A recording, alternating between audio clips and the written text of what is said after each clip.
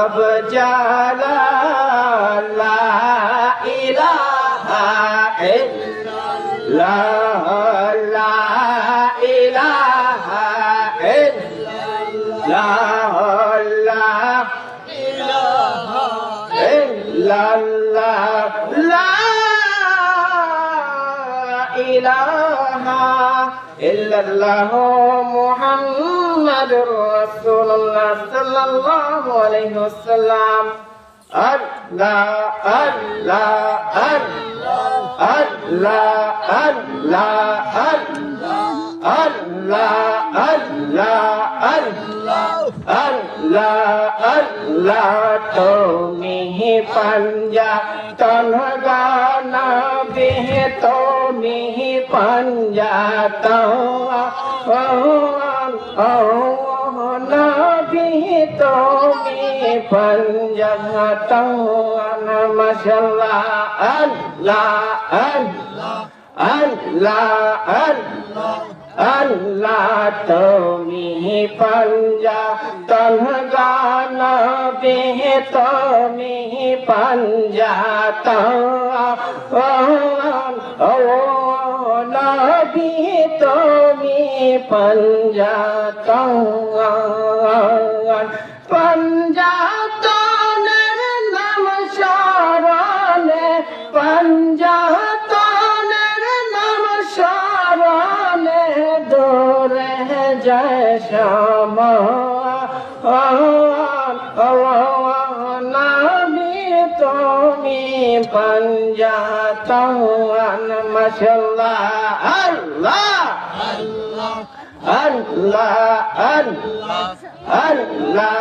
আল্লাহ হযরত আলী ফাতেমা হাসান আর হুসাইন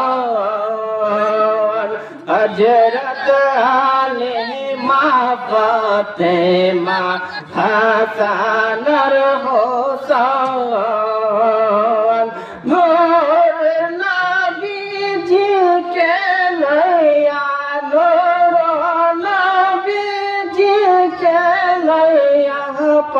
জানের গে জনগ নবী তুমি পঞ্জতন নবী তুমি পঞ্জতন মাশাআল্লাহ আল্লাহ আল্লাহ আল্লাহ আল্লাহ আল্লাহ তুমি পঞ্জতন নবী তুমি পঞ্জতন নবী তুমি পঞ্জতন পঞ্জতন কে যদি আল্লাহ না করতো সৃজন পঞ্জতন কে যদি আল্লাহ না করতো সৃজন অন্ধকারে ডুবা তত্ত্ব অন্ধকারে ডুবা তত্ত্ব ত্রিভুবন নবী তুমি পঞ্জতন মাশাআল্লাহ আল্লাহ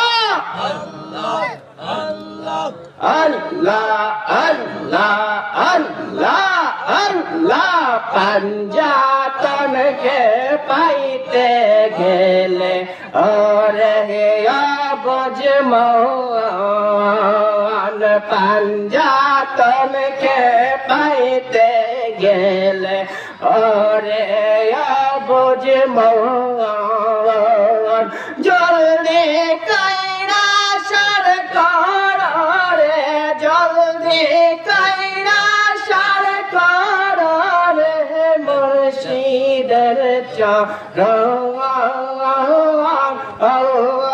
নবী তুমি পঞ্জতন তুমি पंजा तलगा नबीजी তুমি पंजा ओ नबी তুমি पंजा अल्लाह अल्लाह अल्लाह अल्लाह अल्लाह अल्लाह अल्लाह अल्लाह अल्लाह ला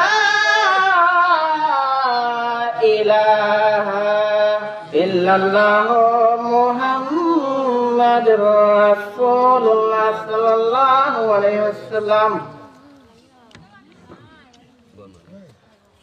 धन्यवाद। महान अल्लाह ताआलार दरबारे हाजार हाजार शुक्रिया। प्रत्येक बছরের নিয়ে এই বছরও গাউসে পাকের স্মরণে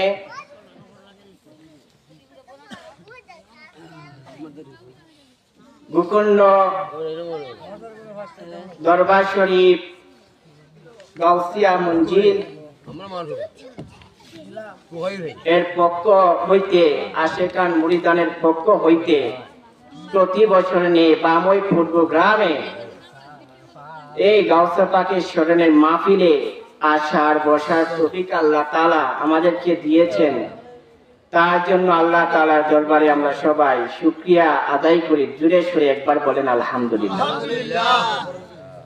তার সাথে শাফিয়াল মান্নাবিন দু জাহানের বাচ্চা, যাকে সৃষ্টি না করলে আল্লাহ তাআলা কোনো কিছু সৃষ্টি করতেন না, হযরত আহমদ মুস্তাফা সাল্লাল্লাহু আলাইহি সাল্লামের মুহাম্মদ মুস্তাফা সাল্লাল্লাহু আলাইহি সাল্লামের রওজা মুবারকে হাজার হাজার লক্ষ কোটি দরুদ আর সালাম। সবাই বলেন আমিন আমিন। তার সাথে দূর দূরান্ত থেকে আগত উলামায়ে কেরাম, পর্দার আড়ালে মা ও বোনেরা এবং আমাদের সামনে আমার প্রিয় মুরব্বিয়ান বাবারা, যুবক ভাইয়েরা, আমি দোষী গুনাহগারের পক্ষ হইতে আপনাদের সবাইকে সালাম জানাচ্ছি। আসসালামু আলাইকুম ওয়া রাহমাতুল্লাহি ওয়া বারাকাতুহু। সম্মানিত হাজিরিন, আমরা যে মাহফিলে বসেছি এটি হলো গাউসে পাকের স্মরণে এক বেহেশতের বাগান। বলেন না সুবহানাল্লাহ। এখানে আসাতে আমাদের লস হইছে না লাভ হইছে? আমাদের লাভ হইছে। অনেকে অনেক ধরনের কষ্ট সাধন করতেছে। এই মাঘ মায়ের শীতের মধ্যে অনেকে দিকেন বাড়িতেছে না, কারণ ঠান্ডা ধরবো বলে, ঠিক আছে না? এই মাহফিলে সবার আসার সৌভাগ্য হয় না, খুব কম মানুষেরই হয়ে থাকে। আল্লাহ তাআলা রাব্বুল আলামিন আমাদেরকে দিয়েছেন আসার জন্য, তার জন্য শুকরিয়া। এই মাহফিলটা হলো জান্নাতের বাগান। আমাদের জীবনে কতই না গুনাহ থাকে, কিন্তু হয়তোবা এই গত বছর যারা ছিল আজ অনেকেই নাই। কবে জানি কে চলে যাবে। আমাদের আমলনামা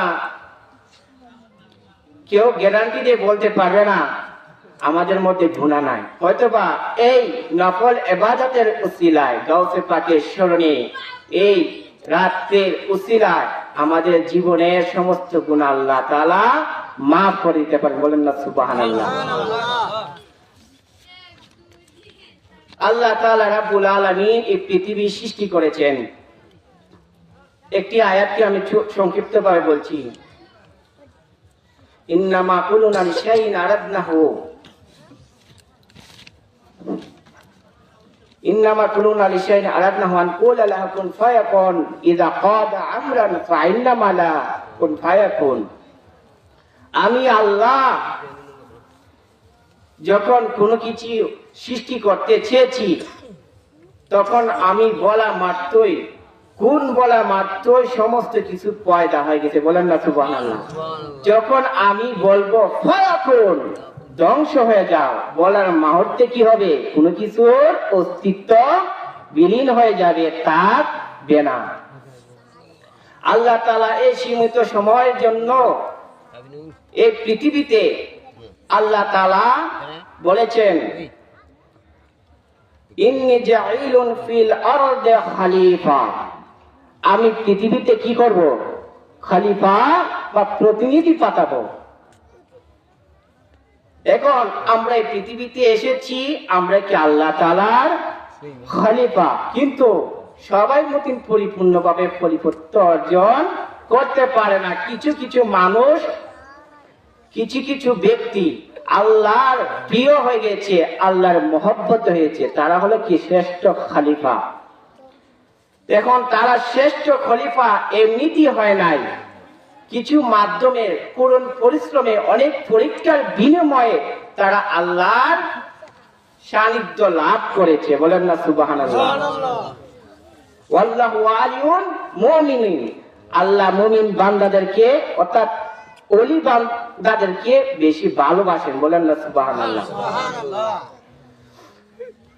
আর ওলিদেরকে ভালোবাসে বিদায় এই পৃথিবী সাম্রাজ্য ধারাবাহিকভাবে চলতেছে। আমরা যে গাউসে পাকের যে তরিকা, কাদরিয়া তরিকা, তরিকা বলতে আমরা কি বুঝি? তরিকা বলতে কি নৌকা। আল্লাহ রাসূল বলছেন, আনা হাতামান নাবিয়ুন লাআন নাবিয়ুন, বাপ আমি সর্বশেষ নবী, আমার পর আর কোন নবী আসবে না, কিন্তু রিসালাত কিয়ামত আগ পর্যন্ত আসবে। এই নবীত্বের দায়িত্ব, ওই রিসালাতের দায়িত্ব প্রচার করবে কারা? পীর মাশাইখগণ, আউলিয়া কেরামগণ। বলেন না সুবহানাল্লাহ। এই রিসালাত কিয়ামত আগ পর্যন্ত আসবে। এই রিসালাতের অনুগত যারা হবে বাবারা, তারা কি রহমতের অনুসারী হইল, তারা রহমত প্রাপ্ত হইল। আল্লাহ তাআলা বলেন, ইয়া আইয়ুহাল্লাযীনা আমানু ওয়া কানু মা'আস সাদিকিন, হে ঈমানদার বান্দাগণ, তোমরা আল্লাহর ওলি সহবদ্ধ হয়ে যাও, সাদিকিনের সহবদ্ধ হয়ে যাও। কে বলেছেন? আল্লাহ তাআলা। তাই আল্লাহ তাআলা বলছেন, অতএব ওলিদের সহবদ্ধ হলে আমাদের লাভ কি? এদের উসিলায় আমরা নাজাত প্রাপ্ত হইতে পারি। বলেন না সুবহানাল্লাহ। এই ওলির মাহফিল এসেছি, এর উসিলায় আমরা নাজাত পাইতে পারি কিনা? পারি। সম্মানিত হাজিরিন, এমন একজন ওলির এক ঘটনা বলতে চাই, যে ওলি চিশতিয়া তরিকার অনেক বড় আল্লাহ, মস্ত বড় আল্লাহর ওলি ছিলেন। তিনি একটানা ৩৪ বছর আল্লাহর ইবাদতের মগ্ন ছিলেন। কার আদেশে? মায়ের আদেশে। হযরত শেখ ফরিদ রাহমাতুল্লাহ আলাইহি। বলেন না সুবহানাল্লাহ।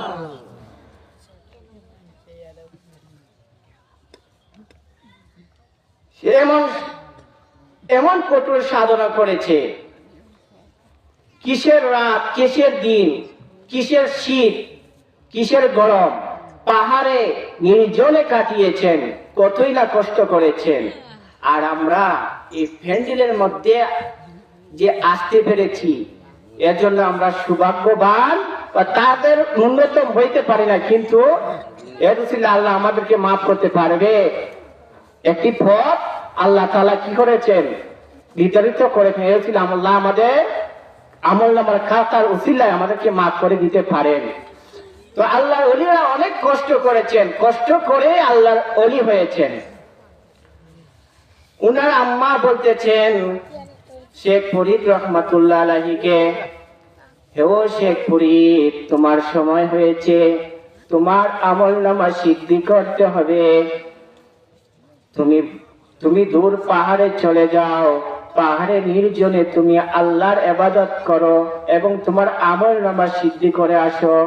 হযরত শেখ ফরিদ রাহমাতুল্লাহ আলাইহি মস্ত বড় আল্লাহর ওলি চিশতিয়া তরিকার, উনি বড় একটি পাহাড়ের মধ্যে চলে গেলেন, একটি নির্জন গুহার মাঝে চলে গেলেন, গিয়ে এখানে একটানা 12 বছর ইবাদত বندگی করেছেন।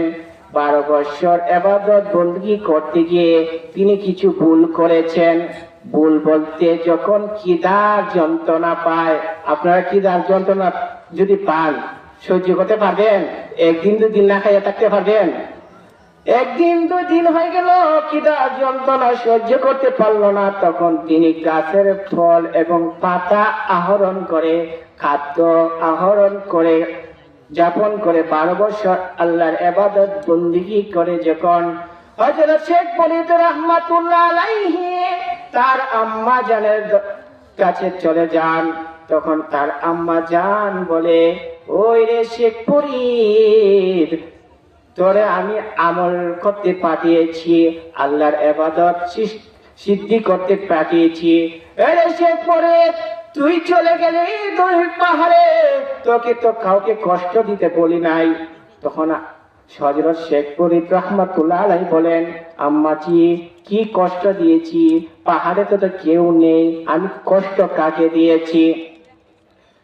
এই শেখ ফরিদ, তুমি যখন আল্লাহর ইবাদত করতে, যখন তোমার মধ্যে ক্ষুধা তৃপ্তি পেত, যখন তুমি ক্ষুধায় কষ্ট পেতে, তখন তুমি গাছের পাতা ছিঁড়েছিলে, তখন গাছ তোমাকে বলেছিল, ওরে শেখ ফরিদ, তুমি আমার পাতা ছিঁড়ছ, আমি তো বড় কষ্ট পাচ্ছি, আমি তো অনেক কষ্ট পাচ্ছি, কষ্ট কি তোমার অন্তরে লাগে না? সমস্ত কথার জবাব তুমি শুনতে পাওনি, কিন্তু আমি তোমার আম্মা সমস্ত কিছু শুনতে পেরেছি। বলেন না সুবহানাল্লাহ। যাও, তুমি চলে যাও, আবার ফিরে চলে যাও, যতক্ষণ পর্যন্ত তুমি তোমার আমল সিদ্ধি না হবে ততক্ষণ পর্যন্ত তুমি আমার কাছে এসো না। বলেন না সুবহানাল্লাহ। হযরত শেখ ফরিদ রাহমাতুল্লাহ আলাইহি আবার পাহাড়ে চলে গেলেন, তখন একটি কাঠের রুটি বানাইলেন। কিসের রুটি? কাঠ কি খাওয়া যায়? কাঠের রুটি বানাইলেন। কাঠের রুটি বানাইয়া সামনে রাখলেন। তিনি আল্লাহর ইবাদত বندگی করার জন্য ধ্যান সজ্জিত হয়ে গেলেন। হযরত শেখ ফরিদ রাহমাতুল্লাহ আলাইহি বসিয়া আল্লাহর ইবাদত করতেছেন, ধ্যান করতেছেন। যখন ক্ষুধা তৃপ্তি পেল, তখনই শেখ ফরিদ রাহমাতুল্লাহ আলাইহি বলতেছেন, না না না না না, এখন খাওয়া যাবে না, আমার খিদা এখন লাগি নাই, এখন আমি খাবো না। আমি আজকে রুটিটা খেয়ে ফেললে কালকে আমি রুটি পাবো না, এই রুটি আমি তোকে খাবো, আজকে না কালকে খাবো। বলেন না সুবহানাল্লাহ। তখন একদিন অতিবাহিত হয়ে পরের দিন এভাবে চলতে থাকলো, চলতে চলতে চলতে চলতে এক পর্যায়ে 12 বছর পূর্ণ হলো। বলেন না সুবহানাল্লাহ। হযরত শেখ ফরিদ রাহমাতুল্লাহ আলাইহি তখন তার আম্মা জানের কাছে যখন চলে আসলো, তখন তার আম্মা জান বলেন, ও শেখ ফরিদ, তোমার তো সিদ্ধি হয় নাই, তোমার আমল নামা সিদ্ধি হয় নাই। তখন বলেন, আম্মা জান, আমার কোন জায়গার মধ্যে ভুল হয়েছে?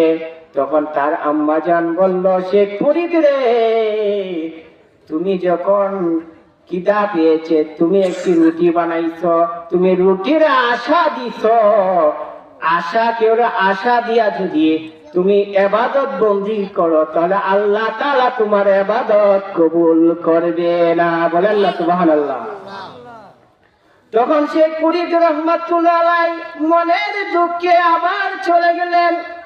বলে, যে পর্যন্ত আমার সিদ্ধি না হবে এই পর্যন্ত আমি আর বাড়িতে আসবো না, আমি আর ফিরবো না।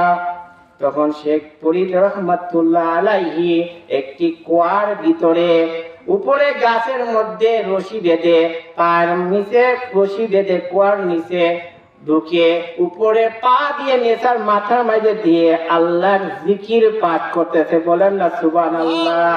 বলেন, আল্লাহ আল্লাহ আল্লাহ আল্লাহ আল্লাহ আল্লাহ আল্লাহ আল্লাহ আল্লাহ আল্লাহ আল্লাহ আল্লাহ প্রেমের বন্ধন বন্দিয়া লোক সমাজকে দেখাইয়া প্রাণের বন্ধব কেমনে রইলায় বলিয়া মাশাআল্লাহ আল্লাহ আল্লাহ আল্লাহ প্রেমের বন্ধন বন্দিয়া লোক সমাজকে দেখাইয়া প্রাণের বন্ধব কেমনে রইলায় ভুলিয়া কি ছিল তোমার নীতি কলঙ্কিনী কইরা বচি বাসরাসন সাজাইয়া লোক সমাজে দেখাইয়া কেমনে করলি এমন করতি আল্লাহ আল্লাহ আল্লাহ লা ইলাহা ইল্লাল্লাহু মুহাম্মাদুর রাসূলুল্লাহ সাল্লাল্লাহু আলাইহি ওয়াসাল্লাম। আল্লাহ তাআলা রাব্বুল আলামিন বলেন ওয়া মিনান নাসি মান ইয়াশরাহু নাফসাহু ইবতিগা মারদাতুল্লাহি ওয়া রাহুবিল ইবাদ। মানুষদের মধ্যে এমন কিছু মানুষ রয়েছে যারা আল্লাহর সন্তুষ্টির জন্য নিজের জীবন আল্লাহর পথে উৎসর্গ করে দেয়। মহান আল্লাহ তাআলা রাব্বুল আলামিন তাদের জন্য বড়ই মেহেরবান, বলেন না সুবহানাল্লাহ। আল্লাহ তাআলা রাব্বুল আলামিন প্রথম করলো 12 বছর, তারপরে করলো আরো 12 বছর। কত বছর হইল? 24 বছর। তারপরে আরো 12 বছর, একটানা 34 বছর হযরত শেখ ফরিদ রাহমাতুল্লাহ আলাইহি আল্লাহর ইবাদত বندگی করলো। আল্লাহর ইবাদত বندگی করিয়া যখন 34 বছর পুরা হয়ে গেল, তখন আল্লাহ তাআলা রাব্বুল আলামিন শেখ ফরিদ রাহমাতুল্লাহ আলাইহি পরীক্ষা করার জন্য হযরত ইব্রাহিম আলাইহিস সালামকে আদেশ করলেন, যা যা যা রে আমার শেখ ফরিদের কাছে যা, আজ আমার শেখ ফরিদের শেষ পরীক্ষা, বলেন না সুবহানাল্লাহ। হযরত শেখ ফরিদের কাছে গেল কাক হয়ে, কি হয়ে?